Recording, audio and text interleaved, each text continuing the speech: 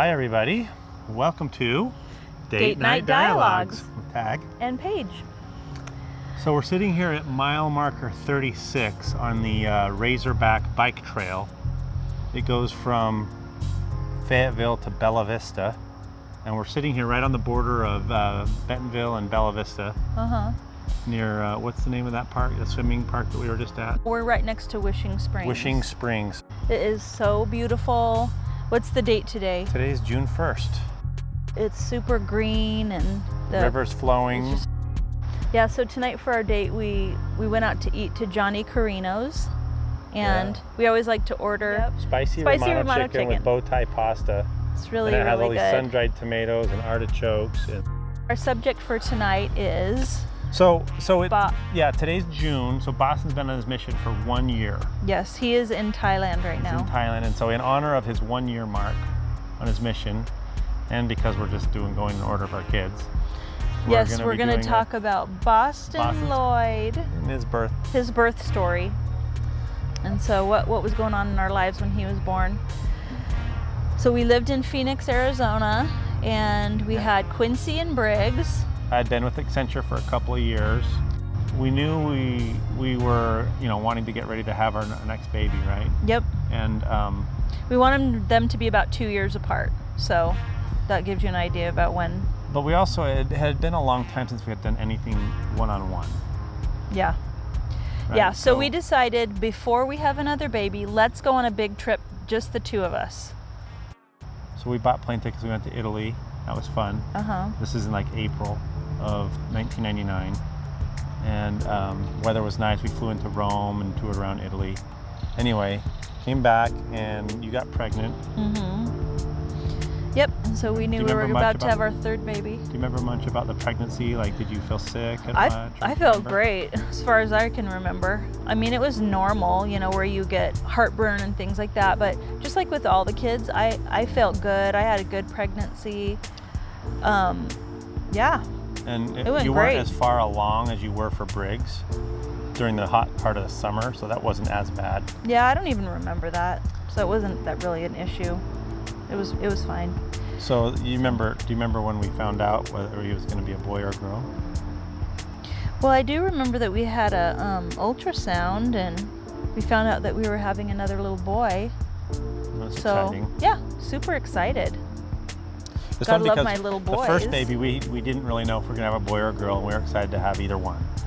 And then for the next one, we really wanted a boy, because we had one of each, and we got Briggs. Yeah. And then the third one, again, since we had one of each, we didn't really care anymore. Yeah, it was kind of like, whatever happens, Yeah. So we were super excited to have a little boy, and pregnancy went great. And you were due either like the beginning of January. I remember I like to have the kids in the fall, because I wanted them to be old for one of their oldest in their class. That was my thinking. So they would be more mature in their school year. And so I would plan to get pregnant where they were due in the fall. But I thought, you know what? Because it would have fallen on the fall of 1999. And I was like, it would be so cool to have a birthday in January of 2000.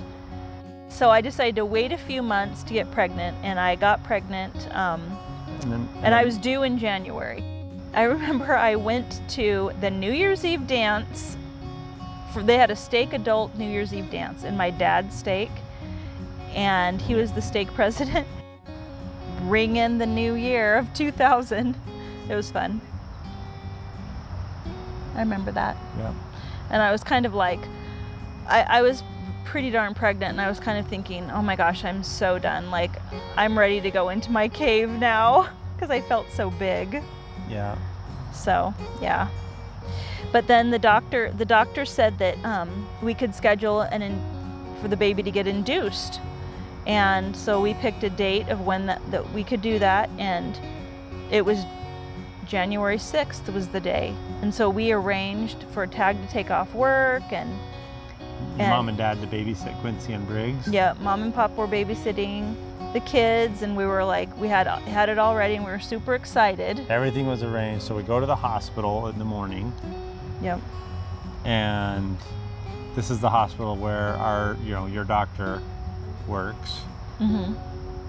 And I remember that we get there and they're like, you know, sometimes we can do inducements, but our maternity beds are so full right now that we can only accept people who are like already in labor. Yeah, that is for sure happening, and they can't turn them away. They can't stop. So yeah, so this was at Arrowhead Hospital. Arrowhead Hospital in what, Glendale, Arizona? Mm-hmm. So we were really disappointed because I know, we just wanted to get I was it done. so sad. I was just like thinking it's gonna happen today. So we start walking laps to see if we can, you know, get you to trigger. We're just like labor. begging them to make a space for us. We're doing laps around the hospital, and meanwhile, you know, we're on the phone and we're calling other hospitals to see. And there's I think it was Glendale Hospital, maybe like just down the street a ways. Mm-hmm. And they said, yeah, we have some openings. So come on down. If you want to come on down. So we packed up our things and we drove over to Glendale Hospital, and I can't remember what happened, but we got there and they didn't have room. Yeah, I was like, oh, now we don't have room. Sorry, yeah. So we kept walking around. Again, we tried to start the labor so that we could get admitted. I guess your doctor worked at both hospitals. Yeah, I think so.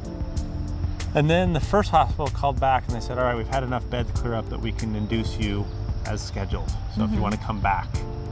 So we pack up all our things again. And went back to Arrowhead Hospital. And by this time, it's like, I don't know, like 2 or 3 in the afternoon. They're like, get this thing over with. So they check us in, plug you into all the machines, and then induce labor. I got an epidural, and we, you know, induced labor, and I think it went great. Yeah. Like the labor was fine, and he was born, and I just remember him being very handsome. Handsome little man. Handsome baby. And he was very long. He was a long baby with long feet and long body and long legs. And yeah, so we always decided beforehand what our kids were going to be named, but we kept it a secret. So we knew, but nobody else knew. knew. Yeah, we knew he was going to be named Boston Lloyd Barron. And obviously Lloyd is after Papa. But so how do we pick Boston? Boston, I just think we liked it. Like I always thought, okay, it needs to be, if it's a boy, it needs to be a name that cannot be mistaken for a girl. That was important to me. And then I also have to like it if it's cut in half. Like if somebody decides to give it a nickname. To cut their name in half, I can't like hate it. So the boss, or Boston, I thought was cool. So, and I liked it too because, you know, again, like did with Quincy and Briggs, I was into family history, and we had a lot of ancestors that were in and around Boston, either in Boston or right around there in, you know, Middlesex County, Massachusetts, and there were a bunch of things. So I liked Boston because it had a little bit of a genealogy feel to it. Mm-hmm. So that's what we named him. Yeah. So. What do you remember about his personality when he was little? Oh, I don't know. I just remember he was my little man. Like, I don't know. He was just wonderful. I don't remember thinking anything other than what a adorable, sweet baby. I remember. What a great baby. I don't know if you remember this, but to me, I remember he was good at like demanding your attention. Mm-hmm. Like he would, he wanted your attention, he insisted on getting it. You know what I mean? Yeah. He would like, he could like hog you away from the other kids if he wanted to. Yeah. He was a little bit of a tease. He kind of did it with a little bit of a smile on his face. Mm-hmm. And he always was a jokester. Like pulling off little pranks or jokes or laughing when something went wrong, you know, when somebody spilled something or bumped their head or whatever. He just thought it was hilarious. Yeah. He was just so cute. There's a picture that we have of Boston. Maybe you could put it on the podcast. But that's the one where he's kind of like, he's little, he's probably 2 years old, and he has a little dressed up in a white shirt or something, and he's sitting there in a portrait studio kind of. Mm-hmm. And he's smiling, but he has a little bit of mischievous look on his face, like he just pulled off a joke or a prank or something. I don't know. The one that's hanging in his room. It's one of those, you know, the Oh, 5 uh-huh. pictures. Anyway, it was just funny because he was just really funny that way. Yeah. He was a cute little guy, and he always loved to play with balls. You know, one thing else I remember of our first 3 kids, to me, he looked the most like you. Yeah.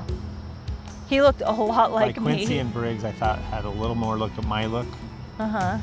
but he was totally you. Like there was one picture of you Yeah, when I was like you were 3 years 3 old. and when he was 3, and if you would have like cut off your hair so you couldn't tell if it was a boy or a girl, Uh-huh. you guys looked exactly the same. Yeah. I wonder if we could find that picture for the podcast. Yeah. That'd be cool. Put them side by side. So it was great, and I just think we were both really excited to have him, and One a other great thing that I thought addition was to the interesting family. with him is he was our first one that didn't have blue eyes and blonde hair. yeah, He he had blonde hair.